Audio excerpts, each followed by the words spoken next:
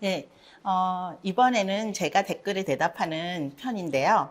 저는 저번에 이제 첨단 과학기술 사회에서 여성을 할 때 게임과 섹스 러브스로 했었죠.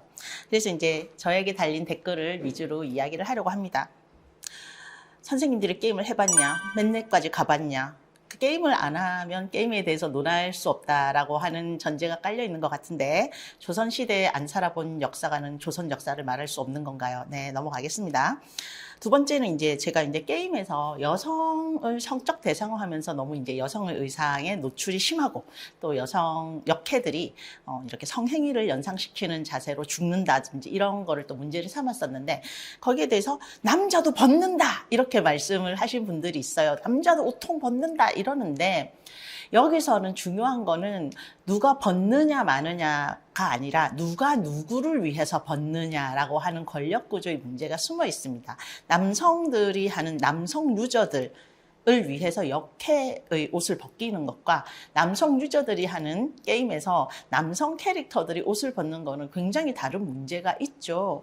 지금 이제 여기 이제 나가는 화면을 보시면 기사가 나오는데요. 이렇게 명확하게 얘기를 하고 있습니다. 이 기사에서는 온라인 게임에 절대 빠질 수 없는 요소가 있다. 바로 남성향을 자극하는 여신 또는 글래머 스타일의 게임 속 여자 캐릭터이다.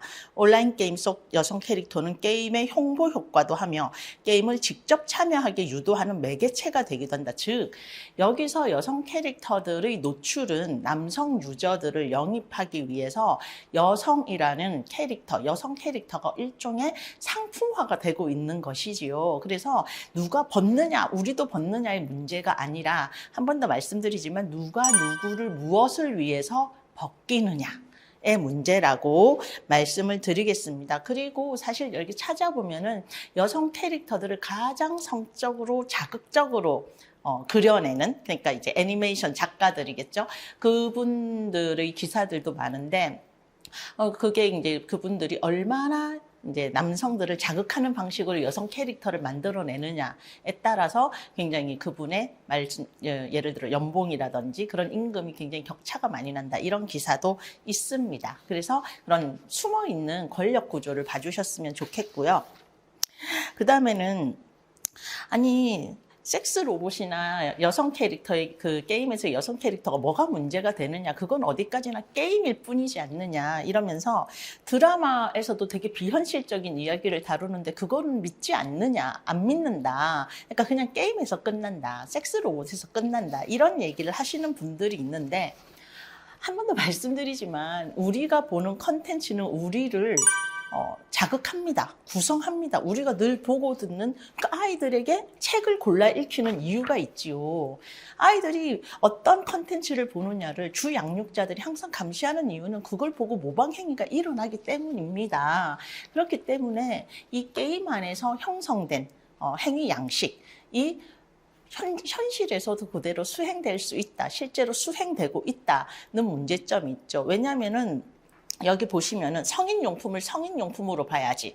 그러면은, 게임을 해서 그렇게 여성 캐릭터를 그렇게 하면 현실에서도 그렇게 하지 않는다. 뭐, 배그 하면은 총기 난사만 하냐? 이렇게 하는데, 실제로 법무부가 한국형사정책연구원에 의뢰한 아동 음란물과, 성범죄의 상관관계에서 아동 성범죄 수감자의 9.1%가 하루 1차례 이상 성인 음란물을 시청했다. 지나친 야동 시청이 성범죄의 위험을 높인다라는 얘기가 있고요.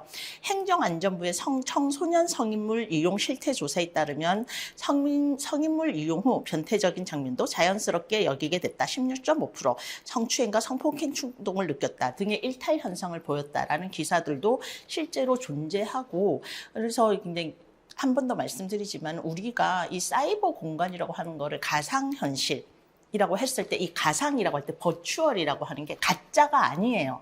실제로 살고 있는 공간을 얘기를 하는 거고요. 이 버추얼이라고 하는 단어는 사실은 신약 성경에서 예수님 부활을 얘기할 때 제일 처음에 나왔던 단어인데요. 존재하지 않지만 존재하는, 이 버추얼의 원래 뜻이지 않습니까? 그래서 여러분이 사이버 공간, 게임 공간, 가상현실이라고 하는 게 이제 가상현실이라는 얘기도 잘 안 하잖아요. 증강현실이거든요. 실제로 우리가 살고 있는 공간이고 거기서 수행된 학습된 어떤 행위가 현실에서도 일어날 수 있다. 이런 얘기를 말씀을 드리고 싶습니다. 그래서 이것은 단순히 놀이도구가 아니다. 예, 그냥 도구가 아니라 우리가 쓰는 모든 도구는 우리가 살아가는 방식을 형성하기 때문에 그래서 우리가 예전에는 게임의 폭력성을 가지고도 문제를 삼았지 않습니까? 지금 삼는 거는 저희가 문제로 삼는 거는 게임이라든지 섹스 로봇이 어떻게 이제 실제로 현실에서의 여성과 관계를 맺을 때도 문제를 일으키지 않겠느냐라는 얘기를 하는 겁니다.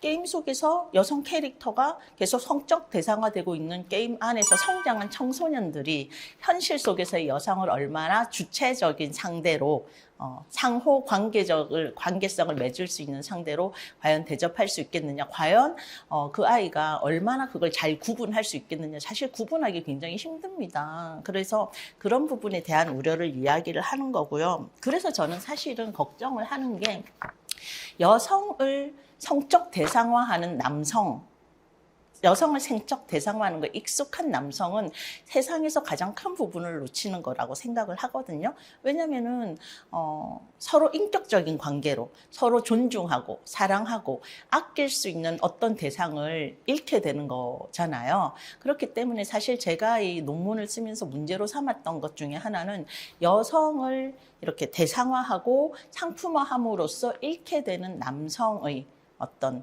인격, 또 그 남성이 가질 수 있는 인생에서 여러 가지 행복, 주체적인 파트너와 살아가는 방법, 이런 것들에 대한 우려를 했던 것입니다.